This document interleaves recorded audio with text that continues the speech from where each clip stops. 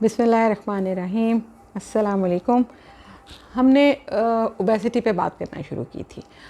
उसकी जो मेरी पिछली वीडियो थी उसमें मैंने बताया कि वजह क्या होती है, क्या वजूहात हैं कि जिनकी वजह से बच्चों में ओबेसिटी मीन्स मोटापा, बच्चों में मोटापा जो है इसकी शरह जो है बढ़ती जा रही है।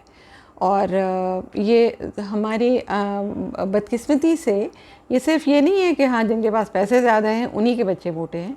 ये हर आपका जो सोशल क्लास है, ये मसला हर सोशल क्लास में आता जा रहा है और इसकी वजह से ज़ाहिर है बीमारियों में भी इजाफ़ा होता जा रहा है।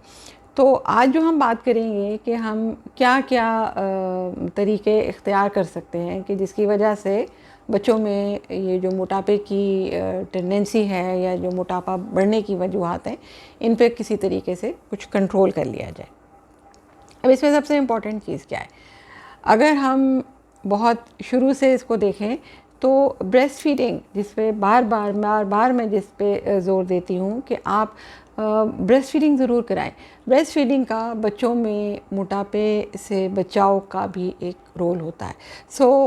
ब्रेस्ट फीडिंग अगर आप करवाते हैं तो बाद में आपके बच्चे की ज़िंदगी में इसका बहुत अच्छा इम्पैक्ट आता है। फिर हेल्दी ईटिंग हैबिट्स आपने अपने बच्चे में जो सेहतमंद जो आपकी उसकी खाने की रूटीन है वो डेवलप करनी है। अब सेहतमंद तरीका क्या क्या हो सकता है, एक तो ये कि खाने पीने के दौरान में टीवी बिल्कुल मत लगाइए। ये जो टेंडेंसी है बहुत ज़्यादा कि जी बैठे हुए हैं टीवी के आगे बैठे हैं और खाए जा रहे हैं, तो यही एक वजह है जिसकी वजह से आपकी जो आप ग़िज़ा की मकदार है, और फिर अक्सर आप ये टीवी देखते हुए स्नैकिंग भी कर रहे होते हैं और ऐसी चीज़ें खाते हैं कि जिनमें मोटापे की शरह बढ़ जाती है, वैसी बढ़ जाती है। फिर हेल्दी ईटिंग हैबिट्स में बहुत इंपॉर्टेंट है कि आप बच्चों में, जैसे मैं बार पिछली कई वीडियोस में इस पर ज़ोर भी दे चुकी हूँ कि बच्चों को नाश्ता करने की आदत ज़रूर डालें। अच्छा नाश्ता करेंगे, दिन का आगाज़ अच्छा होगा, पेट भरा हुआ होगा तो गंदबला भी नहीं खाएंगे और जंक फूड की तरफ टेंडेंसी भी थोड़ी कम होगी। फिर बच्चों में सब्ज़ियों का और फलों का उनके फ़ायदेमंद होने का उनको ज़रूर एहसास दिलाने की ज़रूरत है, और ये कि इनको अपनी ग़िज़ा का एक रेगुलर हिस्सा बनाना। और ये ज़रूरी नहीं है कि कोई बहुत ही महंगे फल आप लेकर आएँ, जो भी मौसमी फल हैं, जो भी अवेलेबल हैं, जो आप इजीली मैनेज कर सकते हैं, लेकिन अपने बच्चों को फल और सब्ज़ियाँ खाने की आदत ज़रूर डालें। और फिर जो चीज़ें छिलके के साथ खाई जा सकती हैं, जो बहुत ज़्यादा जैसे सलाद की शक्ल में खाई जा सकती हैं, उस तरीके से उनको खाने की आदत डालें। उसकी हेल्थ के लिए बहुत ज़्यादा फ़ायदे होते हैं। फिर फैमिली मील्स का कॉन्सेप्ट जो है कि ये नहीं है कि जो जब उठेगा उस वक़्त खा लेगा, सब इकट्ठे बैठ के खाएं। एक तो ये कि बच्चे से इनके टेबल मैनर्स भी बेहतर होते हैं, थोड़ा सा आपका भी चेक रहता है कि हाँ ठीक है बच्चा कैसा खा रहा है, ठीक खा रहा है, नहीं खा रहा है, गलत चीज़ तो नहीं खा रहा, गलत तरीके से तो नहीं खा रहा। तो ये इन सारी चीज़ों का इनको अडॉप्ट करने का बहुत फ़ायदा होता है। फिर स्क्रीन टाइम की बार जो मैं बात करती हूँ कि स्क्रीन टाइम को आपने रिस्ट्रिक्ट करना है। ऑन एन एवरेज बच्चे जिस एज ग्रुप में आ जाते हैं, 4-5 साल से बड़ी उम्र का बच्चा है, 2 घंटे से ज़्यादा का स्क्रीन टाइम नहीं होना चाहिए, और छोटे बच्चों में तो और भी कम है। इससे ये उसके अपने बहुत सारे नुकसानात हैं। इस पे हम एक वीडियो फिर अलग से करेंगे कि ज़्यादा स्क्रीन टाइम के बच्चों में आजकल चूँकि बहुत ज़्यादा इसका रुझान हो गया है, तो उसके नुकसानात क्या हैं उसके बारे में हम दोबारा बात करेंगे। उसके ऊपर एक दोबारा मैं व्लॉग इसके ऊपर बनाऊँगी। अब जो एक और जैसे ये स्क्रीन टाइम से रिलेटेड ही जो है वो बच्चों में बहुत ज़्यादा मतलब जैसे कहते हैं बिस्तर से या सोफ़े से जुड़ जाते हैं, काउच पोटैटोज़ बन जाते हैं बिल्कुल। तो उसके लिए बहुत ज़रूरी है कि आप अपने बच्चों को इस बात का एहसास दिलाएं कि फ़िज़िकल एक्टिविटी करना कितनी ज़रूरी है। कोई ना कोई अच्छी गेम जिसमें कि जैसे साइकिलिंग हो गई, बास्केटबॉल हो गया, फुटबॉल है, कुछ भी जिसमें भाग दौड़ है, कुछ वो थोड़ी अपनी कैलोरीज बर्न कर रहे हैं, और अगर हो सके तो फैमिली सारी इसमें इन्वॉल्व हो तो वो ज़्यादा मतलब सबके लिए फ़ायदा है इसमें। और दूसरा आपके उसमें जो एक वो जो खुशी और बॉन्डिंग और वो सारी चीज़ें वो भी बहुत अच्छी डेवलप हो जाती है। तो रेगुलर आउटडोर एक्टिविटी जिसमें ख़ासतौर पे सारी फैमिली इन्वॉल्व हो रही हो, अगर इसको आप प्रमोट कर सकते हैं, इसको इनकरेज करें अपने बच्चों को कि इसमें, और आप ख़ुद उनके साथ इस चीज़ में शामिल हों, तो इसका बहुत उनकी सेहत के ऊपर अच्छा असर पड़ेगा। फिर उसके साथ जो एक और इम्पॉर्टेंट चीज़ है कि पोर्शन साइज़, मिकदार कितनी खाने में डालिए। कि कुछ बहुत मुल्कों में अब उन्होंने इस चीज़ के ऊपर काबू पाने का क्या रखा है कि छोटी प्लेट, बड़ी प्लेट ले ही ना, जितनी बड़ी प्लेट होगी, हमारा तो वो एक कल्चर बन गया ना कि बड़ी प्लेट लेंगे और उसको में पहाड़ बना देंगे, चाहे फिर उसमें से खाएं थोड़ा, ज़ाया कर दें, लेकिन वो एक आदत बन जाती है ना। तो और इसी चीज़ को अगर आप शुरू से ठीक करेंगे तो पोर्शन साइज़ रिस्ट्रिक्ट करें, पोर्शन साइज़ को छोटा रखें, जितना आपके बच्चे की सेहत के हिसाब उसका पेट भी भर जाए और उसको नुकसान भी ना हो। तो पोर्शन साइज़ का कॉन्सेप्ट कि कितनी मिकदार का खाना उसके लिए सेहतमंद है, ये कॉन्सेप्ट बच्चों में बहुत छोटी एज से डेवलप कर देने का फ़ायदा है। ये उनको आगे उम्र में जाके बहुत फ़ायदा देता है।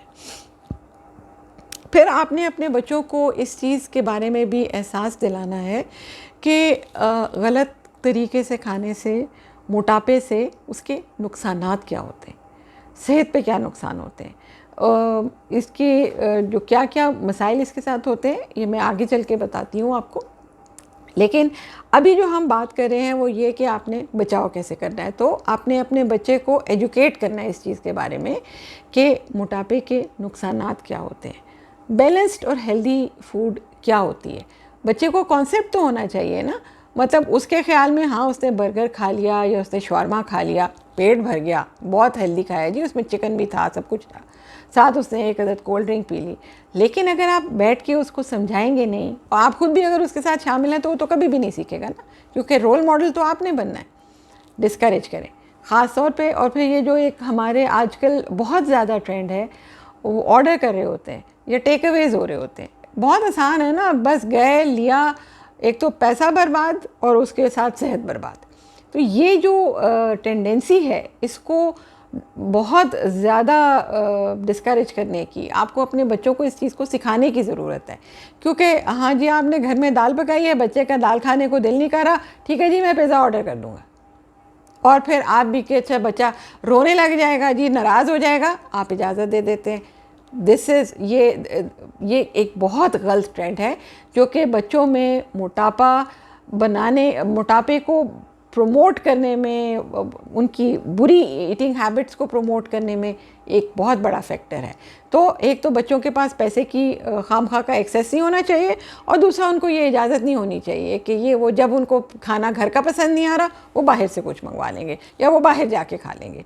इस चीज़ को आपको बिल्कुल डिस्करेज करना है। और फिर प्रोसेस फूड, ये जो बाज़ार से, वही वाली बात है, ये जैसे ये चीज़ें आपको नहीं पता, ये बेकरी फूड्स जो बहुत ज़्यादा खाते हैं, इनमें जो फैट्स हैं और जो शुगर कंटेंट है, इसी तरह ये जो जूसेस और फिज़ी ड्रिंक्स और ये सब है, इन सब का शुगर कंटेंट भी, मतलब इनमें जो शुगर की मिकदार है वो बहुत ज़्यादा होती है। और ये सारी चीज़ें फिर मिल के बच्चों में मोटापे की टेंडेंसी को बहुत ज़्यादा इनमें ये चांसेस हो जाते हैं कि बच्चे मोटे हो जाएंगे।